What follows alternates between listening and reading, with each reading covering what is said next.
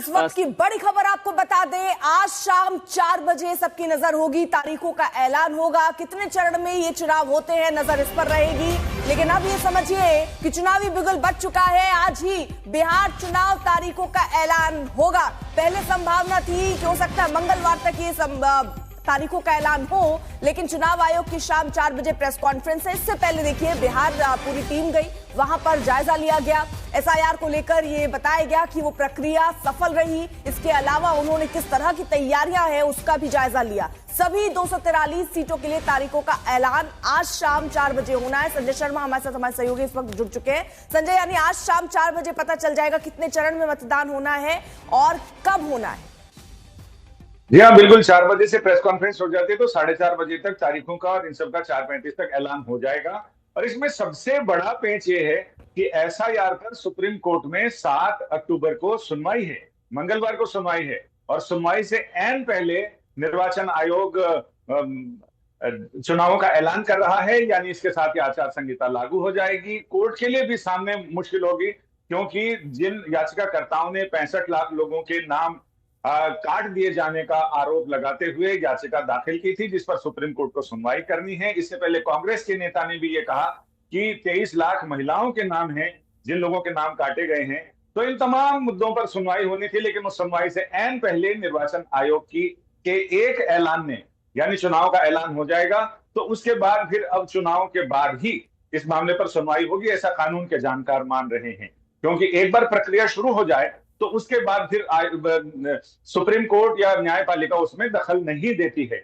और चूंकि दोनों ही संवैधानिक संस्थाएं हैं, तो ये बहुत बड़ी चीज, बहुत बड़ा पेंच इस मामले में है। और जहां तक बात है तो 4 बजे निर्वाचन आयोग की प्रेस कॉन्फ्रेंस इसी मुद्दे पर है, और उसमें 4:30 से 4:45 के बीच में तारीखों का ऐलान, यानी पर्दा उठ जाएगा और ये पता चल जाएगा कि चुनावी कार्यक्रम की तारीखें क्या क्या है, मतदान किस दिन होगा और रिजल्ट किस दिन आएगा। हिमांशु शशिभूषण भी हमारे साथ मौजूद है। हिमांशु, कितने चरण में संभावना दिख रही है, एक या दो? क्योंकि मांगे उठ रही थी कि एक चरण में भी चुनाव कराया जाए। 2 चरणों में चुनाव कराने की ज्यादा संभावनाएं हैं, क्योंकि एक ये पुराना एक समय से अगर हम देखें, क्योंकि जब बिहार में नक्सलवाद था तब ज्यादा चरणों में चुनाव कराया जाता था, क्योंकि सिक्योरिटी फोर्सेस का जो डिप्लॉयमेंट है वो होता था। लेकिन अब उस तरीके की सिचुएशन जो है वो बिहार में नहीं है। लेकिन फिर भी लोकसभा चुनाव में अगर देखें तो 5 से 6 फेजेस में जो है वो चुनाव होते हैं, क्योंकि वो पूरे देश में 7 फेजेस में हुए पिछली बार भी। तो ये सारी चीजों को ध्यान में रखते हुए चुनाव आयोग ये जरूर चाहेगा कि 2 चरणों में चुनाव हो, क्योंकि पिछली बार 3 चरणों में था। और सभी अपोजिशन और सत्ता पक्ष की पार्टियों की मांग है कि 1 चरण में या 2 चरण में चुनाव हो। तो चुनाव आयोग इस चीज को जरूर समझेगा और ध्यान में रखते हुए जो भी राजनीतिक दलों की मांग है उसको ध्यान में रखेगा। और सिक्योरिटी फोर्सेस की जो डिप्लॉयमेंट है, जो चुनाव आयोग की बाकी चीजें, जो रिसोर्सेज जुटाने होते हैं, उनको ध्यान में रखते हुए फैसला लेगा। लेकिन जहां तक हम लोगों को जानकारी लगी है वो यही है कि 2 फेजेस में ये चुनाव हो सकता है। और एसआईआर का मुद्दा एक बहुत बड़ा मुद्दा है इस चुनाव में। ऐसा नहीं है, विपक्ष ने एक हवा बनाने की जरूर कोशिश की है। 65 लाख लोग के वोट काटे गए, लेकिन उसके बाद जो नया डेटा आया, जब सुप्रीम कोर्ट के ऑर्डर के बाद 1 महीने का समय मिला और आधार में उसको जोड़ने का कहा गया कि आधार भी एक डॉक्यूमेंट के तौर पे पेश किया जा सकता है। उसके बाद जो डेटा निकल कर आया उसमें 21 लाख से ज्यादा मतदाताओं के नाम को जो है वो जोड़ा गया है। अब क्योंकि ये इश्यूज बहुत है और राजनीतिक तौर पर अगर देखा जाए तो दोनों ही पक्षों के अंदर जो है अंदरूनी कलह भी है।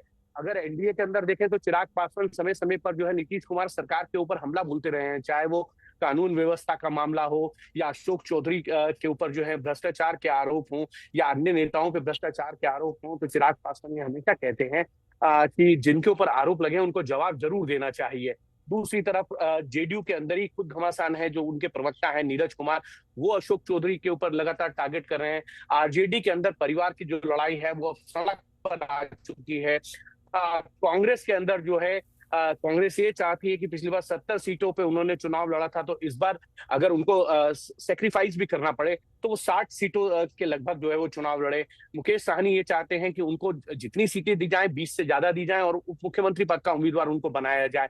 तो इस तरीके की महत्वाकांक्षाएं जो है वो सभी राजनीतिक दलों की हैं और अब चुनाव की तारीखों का ऐलान होगा तो कौन कितनी महत्वाकांक्षाओं को दरकिनार करते हुए अपने अपने गठबंधन को जिताने के लिए कोशिश करेगा, तो आने वाला समय बताएगा। लेकिन ये चुनाव बहुत इंटरेस्टिंग है। इस बार के समीकरण कुछ बदले बदले से हैं। उपेंद्र कुशवाहा और चिराग पासवान ने अलग अलग चुनाव लड़ा था पिछली बार। वो ना इंडिया ब्लॉक में थे और ना ही जो है वो एनडीए में थे। इस बार चिराग पासवान भी एनडीए के फोल्ड में है, उपेंद्र कुशवाहा भी फोल्ड में है। लेकिन जो अगर आप देखेंगे मुकेश साहनी वीवीआईपी पार्टी के जो एनडीए में थे, इस बार वो महागठबंधन के साथ हैं। लेकिन पिछली बार भी वो महागठबंधन में थे और जैसे ही सीटों की अनाउंसमेंट होने लगी, उससे पहले उन्होंने 65 सीटों की डिमांड करते हुए प्रेस कॉन्फ्रेंस में से जो उठ के वो चले गए और एनडीए में गए। और एनडीए में उन्होंने 13 सीटों पे चुनाव लड़ा, जिनमें से 4 पे वो चुनाव जीते। और उसके बाद जो है वो मंत्री पद उनको मिला, लेकिन वो एक बड़ा विभाग चाहते थे, वो नहीं मिल पाया, जिस कारण वो एनडीए से बाहर आए। उसके बाद उनकी पार्टी के 4 में से 3 विधायकों को जो है बीजेपी में शामिल कराया गया। इसी तरीके से जेडीयू जो है वो भारतीय जनता पार्टी का साथ छोड़कर आरजेडी के साथ चली गई और उन्होंने 2 साल लगभग जो है वहां पे सरकार चलाई। और फिर 2024 के लोकसभा चुनाव से पहले जो है जेडीयू एक बार फिर से भारतीय जनता पार्टी के साथ गठबंधन में आई। और ये जो समीकरण है ना बिहार के राजनीतिक, इसको समझना होगा, क्योंकि वहां डेवलपमेंटल इश्यूज तो है ही है, रोजगार का इशू है। साथ ही साथ अगर आप देखेंगे तो जातिगत राजनीति बहुत प्रभावी रहती है वहां पे चुनाव में। चाहे वो चिराग पासवान जो है पासवान कम्युनिटी के लिए हो, उपेंद्र कुशवाहा जो है वो कोरी वोट्स के लिए हो, और दूसरी तरफ नीतीश कुमार का जो ईसीबी है वो अति पिछड़ा जो उन्होंने एक कम्युनिटी बनाई, उसका फायदा हमेशा 2010 के चुनाव से लेकर नीतीश कुमार को हमेशा मिला विधानसभा चुनाव में।